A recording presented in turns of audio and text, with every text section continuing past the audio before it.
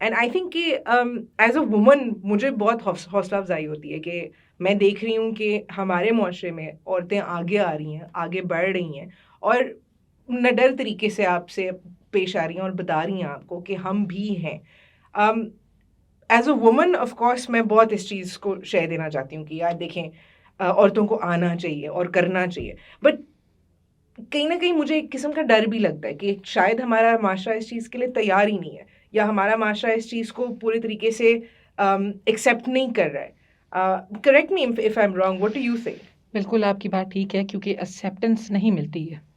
जब मेरी टिकट का इशू हुआ तो लोगों की परसेप्शन यही थी कि खातून है, लड़ नहीं पाएगी, उस तरह मेहनत कर नहीं पाएगी, लोगों में जाना, लोगों से वोट मांगना, लोगों को कन्विंस नहीं कर पाएगी, क्योंकि हम मैन डोमिनेंट सोसाइटी में रहते हैं। मैं अभी कभी भी फेमिनिज्म में बिलीव नहीं करती हूँ। मैं यही कहती हूँ कि ये मर्द जो माशरा है ये बैलेंस होगा तो चलेगा। अगर एक ख़ानदान में आज मर्द और औरत दोनों कामयाबी से ये फैमिली को सक्सेसफुल रन कर सकते हैं तो दोनों को अपना पार्ट प्ले करना पड़ेगा।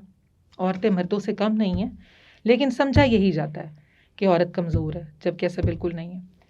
मेरे भी इलेक्शन के दिनों से अब तक मुझे अपना अप्रोच मनवाना पड़ता है कि yes I am not week.